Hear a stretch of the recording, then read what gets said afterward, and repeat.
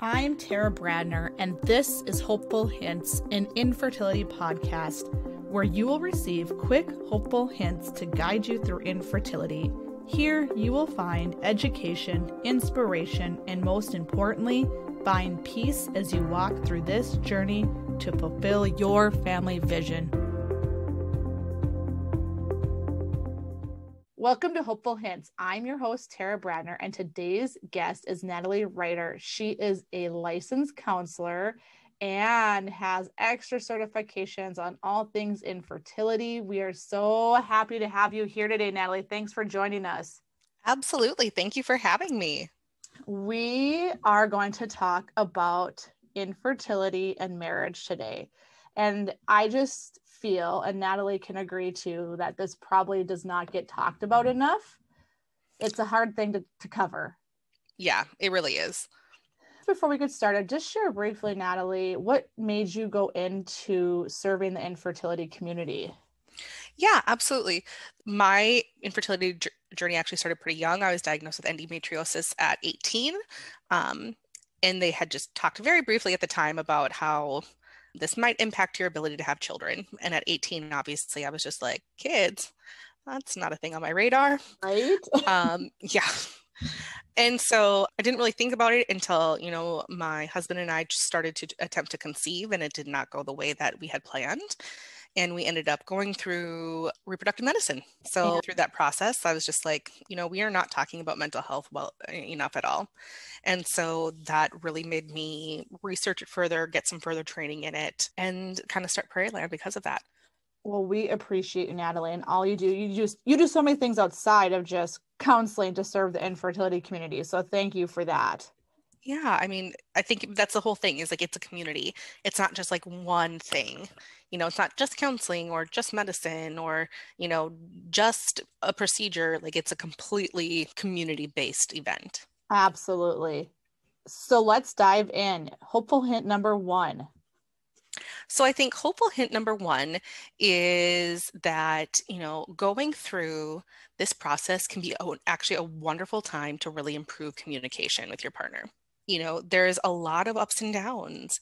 And so talking about what your expectations are, talking about how you're going to grieve, talking about how you're going to just go through the process, what you're willing to do, how far you're willing to go, how long you're willing to kind of participate. Communication can actually be greatly improved because it's something that is forcing you to communicate. I love that. I feel that it was not done in my case until later on. Like it was, like you said, forced. It was forced, but we should have been forced earlier had we known what was to come. But I think, like you said, the second you get that diagnosis, steps to improve communication should take place. Yeah, absolutely. I think it's not uncommon for it to be later, but at that point, it's usually because there's been a couple, what we identify as ruptures or big conflicts or things like that. And so really being proactive about communication, whether it's talking with a counselor who can help you kind of go through and identify things to talk about, that can be helpful, but just also, going together and just really understanding how to communicate with each other or how to build on the communication that you already have. Can you give some examples of what ruptures are? I believe I've had some, but I'm not sure. That word caught me. Yes. So a rupture is kind of what we call like a conflict, or a time where we disconnect or it impacts, the relationship. So, it might be that one partner feels like all they're willing to do is IUI, where the other partner is like, I'm willing to go all the way through surrogacy and donated gametes.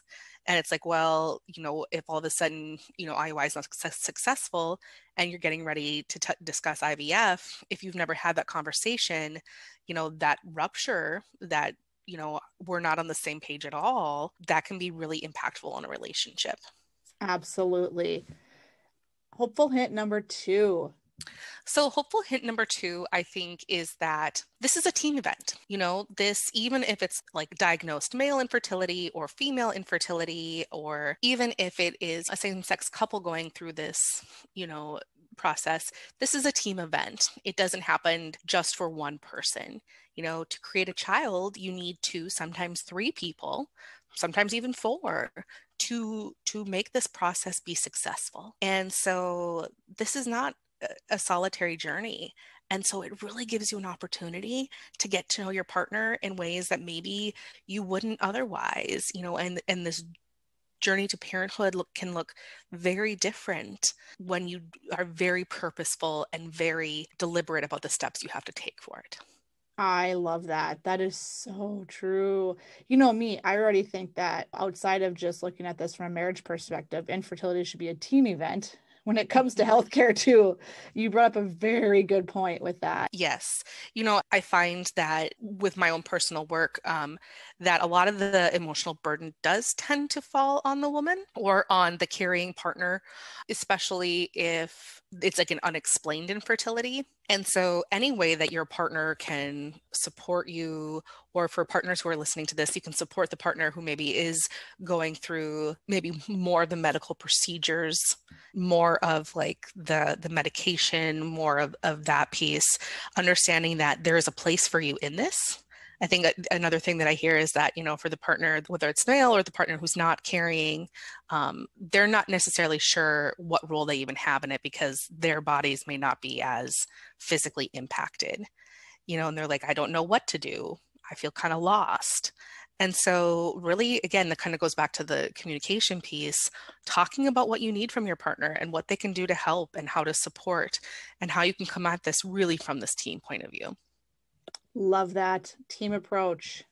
And once again, here goes my favorite slogan. You are not alone, right? No matter if it's male or female that's diagnosed, you're not alone. Yep, it's incredibly true, and not only just in terms of your partner, you are not alone, and even for single parents, you are not alone. The whole reproductive process is a community-based event. Absolutely. Whether it is from people providing caretaking for any future children, caretaking for you if you're going through a medical procedure, just so many opportunities for this to be a community-based event. And that's why it's so important. Absolutely. Hopeful hint number 3. This one is a little probably NSFW, but sex can be fun again. Yes. Like when you are on like a timed intercourse, or you're on a retrieval, or you're on all of these different things, I think it's really easy to forget that sex can be fun and spontaneous and enjoyable. And I think also remembering that sex does not equal intimacy. Intimacy is about a whole lot more than just a physical act. And, creating ways to become closer to your partner and to derive pleasure from your partner, this is really giving you that opportunity, which I think is, it's always great to be met with a challenge and then figure out how you're going to adapt, and know that you also do have to make sure that when the process is done, you're being deliberate about having fun sex again. Absolutely. I could not agree more. We all know, if you've been through infertility, I'd say you can relate to this. There's maybe a small percentile maybe out there that doesn't, but I think we all can maybe say it's happened a time or two throughout our journey to conceive. Sex has been forgotten. Yes. Changed dramatically. Yes, it becomes like a vehicle. It doesn't become an experience. Yes, there you go. That's a good way to put it. Well, Natalie, where can people find you at? Yeah, so I am physically located in Fargo, North Dakota, but I am licensed in Minnesota and North Dakota, which means that I can see anybody in either state virtually. But website is prairielandcounselingfargo.com. And so I invite you to come visit the website. I invite you to come ask questions and know that I am part of your community. Absolutely. And we are so thankful for that. Thank you so much, Natalie, for joining us today. Yes, thank you.